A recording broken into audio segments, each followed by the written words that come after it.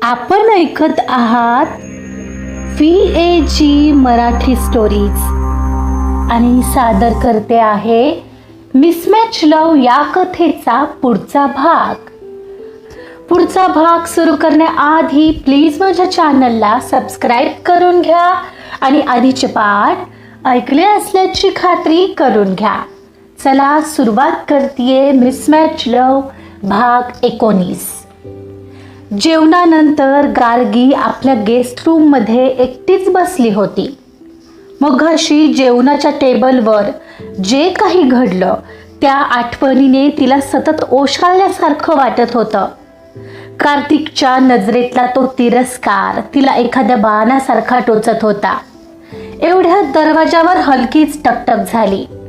गार्गीने पाहिलं तर समोर दादासाहेब उभे होते. गार्गी चटकन उभी राहिली. ग्रँडपा, तुम्ही या वेळेला? माझ्याकडे काही काम? दादासाहेब स्मित हास्य करत आत आले आणि एका खुर्चीवर बसले. काय करतेस गार्गी? खूप विचार करतेस असं वाटतंय. गार्गीने मान खाली घातली. सॉरी ग्रँडपा, मघाशी टेबलवर माझ्यामुळे उगाच तमाशा झाला. मला खरंच तसं करायचं नव्हतं. गार्गी बेटा, मला माहिती आहे ग, दादासाहेब शांतपणे म्हणाले. मला माहिती आहे तू एका साध्या मध्यमवर्गीय घरातून आली आहेस आणि मघाशी जे काय झालं त्यात तुझा काहीच दोष नाही आहे. हे बघ, मी तुला इथं काही सूचना वगैरे द्यायला किंवा तुझा क्लास घ्यायला आलेलो नाही आहे. पण मला असं वाटतं की मघाशी जे झालं ते रोज व्हायला नको. त्यांच्या अशा बोलण्यावर गार्गी त्यांच्याकडे पाहत राहिली. म्हणजे काय म्हणायचंय तुम्हाला ग्रँडपा? म्हणजे हे बघ, तू आहेस तशीच खूप छान आणि साधी आहेस बेटा, पण आता तू एका मोठ्या घराची सून म्हणून आली आहेस. अशा साध्या गोष्टींवरून तुझा वारंवार अपमान व्हावा हे मला अजिबात आवडणार नाही. म्हणूनच मी तुला सांगेन की तू इथल्या काही गोष्टी हळूहळू शिकून घे. या घराच्या प्रतिष्ठेसाठी नाही तर तुझं स्वतःचं राहणीमान उंचावण्यासाठी आणि तुझा स्वाभिमान टिकवण्यासाठी. मला माहिती आहे तू खूप गुणी मुलगी आहेस, पण इथल्या लोकांना हे समजायला थोडा वेळ लागेल. शेवटी मी तरी किती दिवस तुझी बाजू घेणार? तुला स्वतःला सिद्ध करावं लागेल बेटा, कारण हे तुझं कायमचं घर आहे आणि इथं तुला या सवयी लावून घ्याव्या लागतील. दादासाहेबांच्या त्या कायमचं घर या शब्दाने गार्गी दचकली. ती गडबडून विचारू लागली, कायमचं? पण ग्रँडपा, हे सगळं तर नाटक आहे ना? हे लग्न तर फक्त एक करार. गार्गीचं बोलणं मध्येच तोडत दादासाहेब ठामपणे म्हणाले, नाटक हे कार्तिककडून असेल गार्गी, माझ्याकडून नक्कीच नाहीये. मी तुला मनापासून या घराची सून मानतोय. मी नक्कीच काहीतरी तुझ्यामध्ये पाहिलंय म्हणून मी तुला निवडलंय आणि मला खात्री आहे की तू हे सगळं व्यवस्थित जमवून आणशील. एवढंच नाही तर तू त्या कार्तिकला सुद्धा माणसात आणशील हीच माझी अपेक्षा आहे. गार्गी त्यांच्या या वाक्याने पूर्णपणे गोंधळली होती. तिला वाटत होतं की आता खरं सांगण्याची वेळ आली आहे. पण ग्रँडपा, माझं तर आधीच म्हणजे प्रियांश आणि मी. तिने तिच्या बॉयफ्रेंडबद्दल त्यांना सांगण्याचा प्रयत्न केला, पण तिच्या त्या बोलण्याकडे दुर्लक्ष करत ते म्हणाले, माझं बोलणं झालंय गार्गी. आय होप तुला सगळं कळलं असेल. आता विश्रांती घे. असं म्हणत दादासाहेब तिचं काहीही ऐकून न घेता तिथून निघून गेले. पण ग्रँडपा, ऐका तर. गार्गीचे शब्द तिथेच हवेत विरून गेले, कारण तिथं ऐकून घ्यायला ते थांबले कुठं होते. जेवण झाल्यावर कार्तिक आपल्या बेडरूममध्ये बसून लॅपटॉपवर काहीतरी चेक करत असताना त्याच्या मोबाईलवर एका अननोन नंबरवरून कॉल येऊ लागला. हॅलो, कोण? आरोही हिअर डिअर कार्तिक. आरोही, तुला माझा नंबर कसा मिळाला? तुझा नंबर मिळवणं इतकं कठीण असेल का माझ्यासाठी?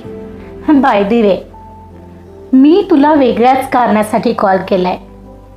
Congratulation Kartik, happy married life. पलीकडून आरोहीचं खोसं खसणं ऐकू आलं. झालं तुझं? ठेव आता. वेट, माझं बोलणं झालं नाहीये अजून. तू आज लग्न केलंस त्या गबाई सोबत ना? Now, how are you feeling? Arohi, इतकी फालतू गोष्ट बोलण्यासाठी कॉल केला आहेस तर ठेव तू. Wait wait wait wait Kartik, फालतू नाहीये हा हे सगळं. तुझ्यासाठी खूप इम्पॉर्टंट आहे. मी तुला हे सांगायला कॉल केलाय की तू मला समोरासमोर खोटं बोललास तिला जवळ ओढून की ती तुझी बायको आहे आणि तुला तिच्याशीच लग्न करावं लागतंय. Now I am totally feeling satisfied. What? याचा अर्थ काय? हे गर्ल, लिसन मी.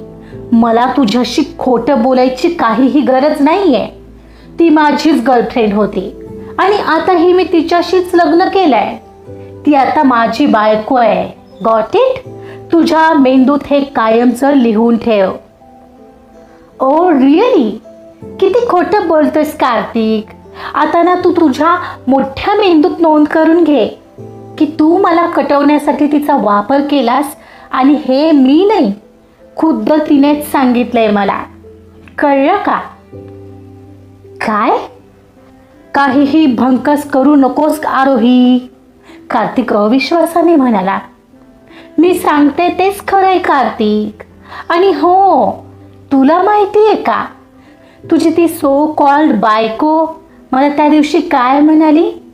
तिने स्पष्ट सांगितलं मला की त्या माकडाचा आणि माझा काही संबंध नाहीये.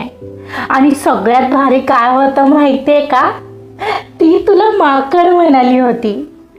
मला कटवत होतास काय? घे मग आता राहा कायमचा तिच्यासोबत. आणि काय रे, मीडियामध्ये बातमी कशी आली याचा कधी विचारही नाही आला ना तुला? तुला वाटलं तू मला गेममध्ये हरवलंस, पण लक्षात ठेव कार्तिक, तू ज्याला स्मार्ट मूव्ह समजत होतास ना, ती तुझ्या आयुष्यातली सगळ्यात मोठी चूक आणि फजिती ठरली आहे. बिचारा कार्तिक इनामदार, ज्याला संपूर्ण जग एक परफेक्ट मॅन मानतं, त्याच्या स्वतःच्या बायकोसाठी मात्र तो फक्त एक माकड आहे. तर काय ती तुझी चॉईस आणि काय तो तुझा हाय फाय क्लास. तुझ्या त्या सो कॉल्ड ब्रँडेड इमेजचा तिने एका शब्दात कचरा केलाय. तू मला आउट करायला निघाला होतास ना, पण तिने तुलाच बकरा बनवलंय. आता बस. त्या गबाई सोबत संसार थाटून आणि आयुष्यभर तिच्या मॅनर्सचा क्लास घेत राहा.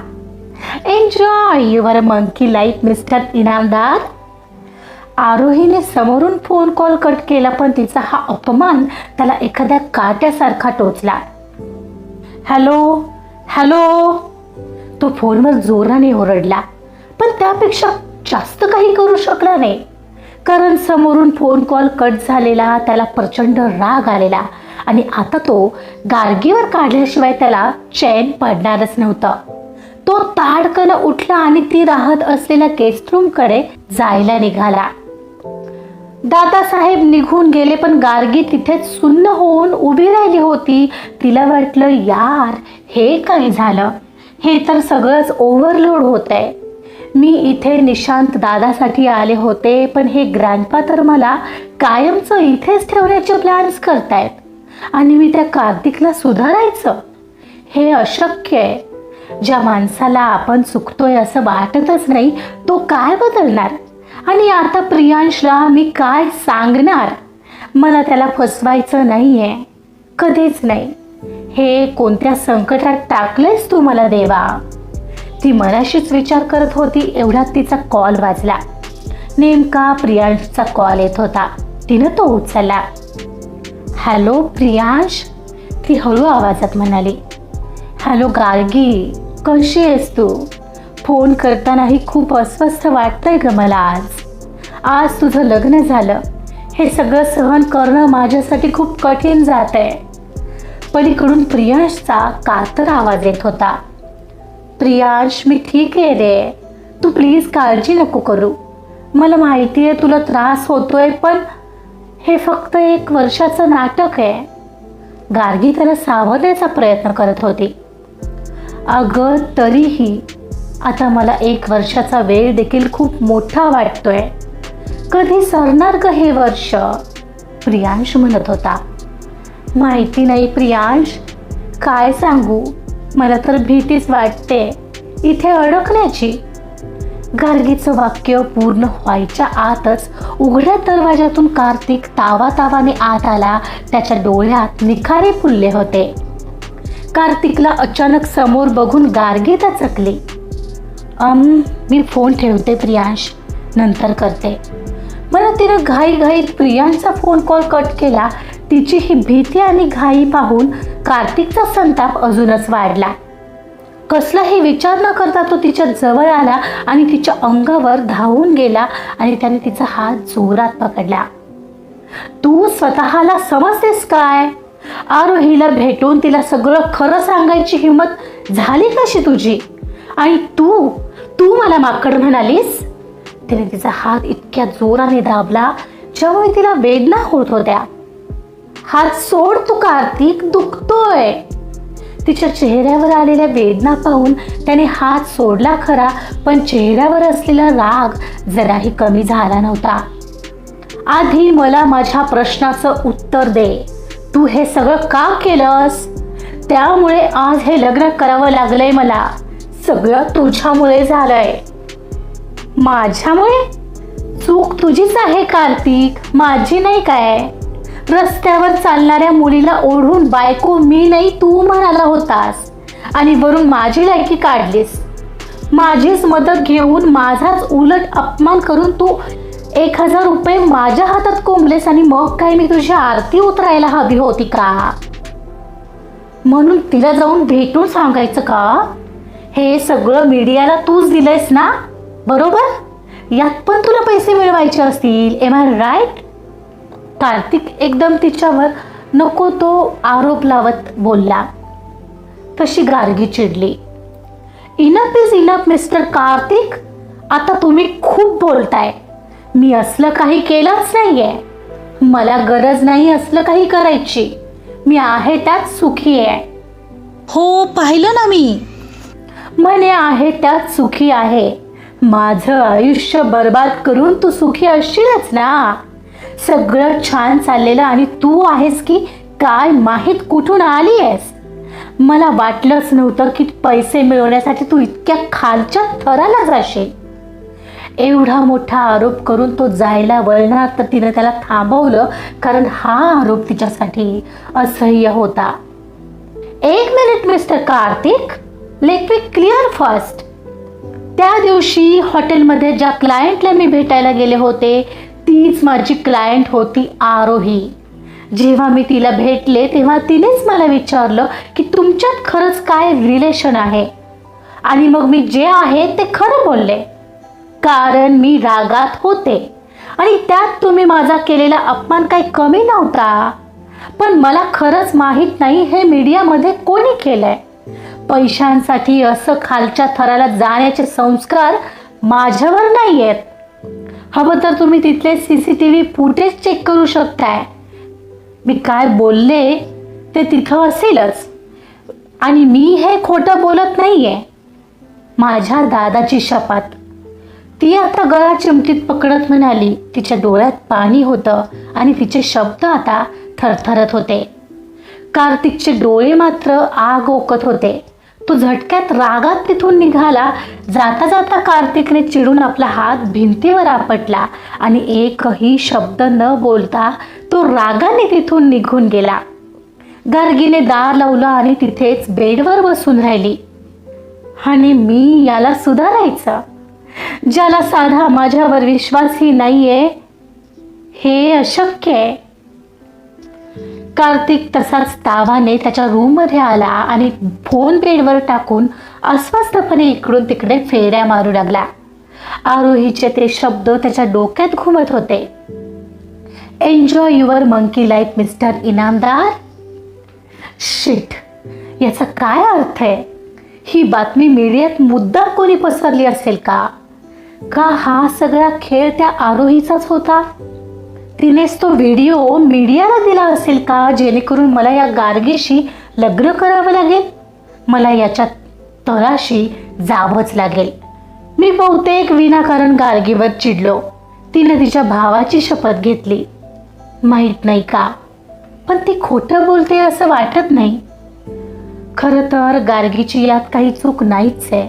ते तर तिला मीच या जबरदस्तीच्या नाटकात ओढलं होतं आणि आरोहीने त्याचाच वापर करून मला माझ्याच डावात हरवले बहुधा. पण आरोही, मी तुला असं सोडणार नाही.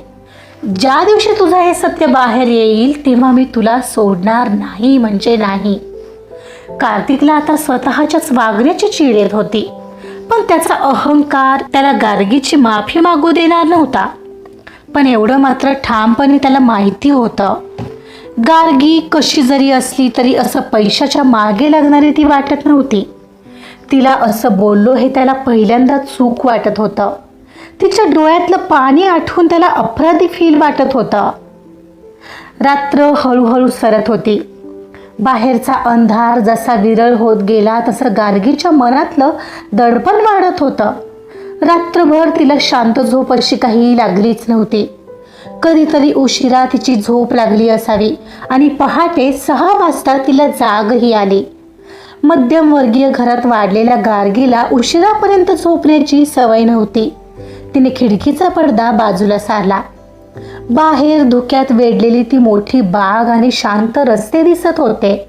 इनामदार व्हिला आता हळूहळू जागा होत होता. गार्गीने एक दीर्घ श्वास घेतला. आज तिला या घरात पहिलं गोडधोड करायचं होतं. तिने स्वतःला सावरलं आणि आंघोळीनंतर घालण्यासाठी कपाटातून एक चांगली साडी काढली. इनामदारांच्या या पाहुण्यांच्या खोलीतलं बाथरूम ही तिच्या घरापेक्षा मोठं होतं. गरम पाण्याचा शॉवर अंगावर घेताना तिला क्षणभर हायसं वाटलं. त्या कोमट पाण्याने तिच्या शरीराचा थकवा थोडा कमी झाला, पण मनावरचं ओझं मात्र कायम होतं. आवरत असतानाही तिच्या मनात रात्रीच्या प्रसंगाचे तुकडे पुन्हा पुन्हा येत होते. दादासाहेबांचं तिला एवढा मोठा टास्क देणं, कार्तिकचा तो संताप, त्याचं ते ओरडणं आणि आरोप, हे सगळं आठवून तिला पुन्हा अस्वस्थ वाटलं. पण तिने डोळे घट्ट मिटून घेतले आणि स्वतःला समजावलं, शांत राहायचंय तुला गार्गी, सगळं ठीक होणार आहे. तिने छान आवरलं आणि आरशात स्वतःला बघताना तिला ती स्वतःलाच अनोळखी वाटत होती. गळ्यातलं मंगळसूत्र आणि कपाळावरची बिंदी तिला सतत जाणीव करून देत होती की तिचं आयुष्य आता पूर्णपणे बदललंय. आणि शेवटचं आरशात निहाळून ती रूम बाहेर पडली. दरवाजा उघडताच तिला कॉरिडॉरमधली शांतता जाणवली. खाली नोकर चाकरांची हालचाल सुरू होती. गार्गीने पायऱ्या उतरताना देवाचं नाव घेतलं. तिला माहिती होतं की आज तिला पहिल्यांदा इनामदारांच्या किचनमध्ये जावं लागणार आहे. तिची पावलं स्वयंपाकघराकडे वळली. तिथली ती आधुनिक उपकरणं आणि टापटीप बघून तिला थोडं दडपण आलेलं, पण तिने मनाचा हिय्या केला. तिने ठरवलं होतं की आज काहीतरी वेगळं बनवायचं, ज्याने सगळेच खुश होतील. शिरा नाही, शिरा नको, मुगाचा हलवा बनवू. येस, दादाला खूप आवडतो माझ्या हातचा हलवा. या लोकांनाही नक्कीच आवडेल. तिथे असणाऱ्या नोकरांच्या मदतीने तिने साहित्य मिळवलं आणि हलवा बनवायच्या तयारीला लागली. पण तिला आता ही कल्पना नव्हती की आजचा हा हलवा सुद्धा तिच्या आयुष्यात अजून कसा तिखट वळण घेऊन येणार होता. आजचा भाग इथं संपलेला आहे. बघूया गार्गीने केलेल्या मुगाच्या हलव्याची तारीफ सगळे करतात की अजून तिलाच काहीतरी सुनावतात. बघूया पुढे काय होतंय. जाणून घेण्यासाठी ऐकत रहा मिसमॅच लव. कथा आवडत असेल तर प्लीज लाईक करा, सबस्क्राईब करा आणि शेअर सुद्धा करा. Thank you so much.